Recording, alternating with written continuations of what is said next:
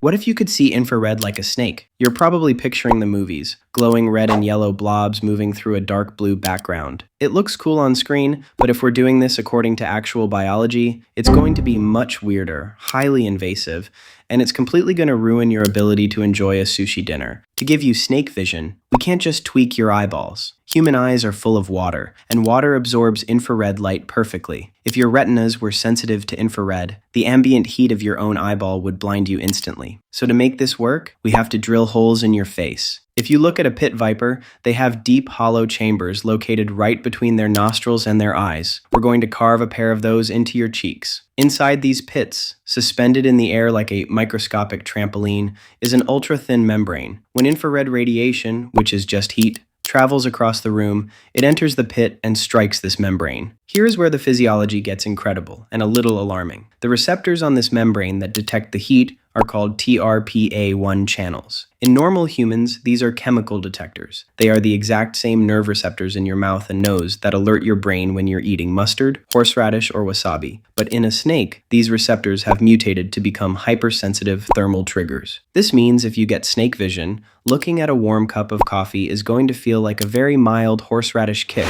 directly to your new face holes. That spicy thermal signal travels up your trigeminal nerve, not your optic nerve, and heads into a part of your brain called the optic tectum. Your brain takes this wasabi spicy face data and overlays it flawlessly onto your regular vision. You don't just feel the heat, you literally see a highly detailed thermal ghost layered over the physical world. How incredibly sensitive are these face holes? Let's do the math. A resting human, like your roommate sitting on the couch watching television, radiates about 100 watts of heat. Most of that is in the infrared spectrum. If they are sitting 3 meters away from you, that heat radiates outward in a massive sphere. By the time it reaches your face, that 100 watts is stretched incredibly thin over about 113 square meters of space. The opening of your new facial pit is maybe 10 square millimeters. This means you are catching roughly 10 microwatts of energy. That is less power than a cheap laser pointer. But to your mutated TRPA1 channels, 10 microwatts is a blindingly bright beacon. You could spot your roommate hiding behind a cardboard box in a pitch-black room purely from the microscopic fraction of meat radiation hitting your cheeks. Daily life is going to get strange fast. Glass is highly opaque to thermal infrared, so when you look out your living room window to check the weather, the glass looks like a solid, glowing mirror reflecting your own body heat right back at you. You can't see the street. You just see a shimmering, terrifying thermal ghost of yourself staring back. On the plus side, you become the world's most invasive detective. You can instantly tell if someone is lying because the blood flow to their face spikes, lighting them up like a glowing tomato. You can walk into a grocery store and see the glowing footprints, where people stood in line minutes after they've walked away. You can look at a crowded parking lot and instantly know exactly which cars have been driven recently, because their engine blocks are still visibly throbbing with heat. But there is a catch. Your new superpower relies on contrast. The system only works if the environment is cooler than the thing you are trying to look at. If you step outside on a summer day in Arizona, where the pavement is 98 degrees and the air feels like a hairdryer, the world goes completely white. It is a blinding blizzard of ambient heat. The background radiation drowns out everything else. To see anything at all, you have to do exactly what snakes do. You have to hide in the shade and wait for the sun to go down. Which brings us to the real problem. Let's say it's midnight. You're lying in bed. It's pitch black and you are desperately trying to get some sleep. But your eyes aren't doing the seeing anymore. Your face holes don't have lids. The membrane is always on.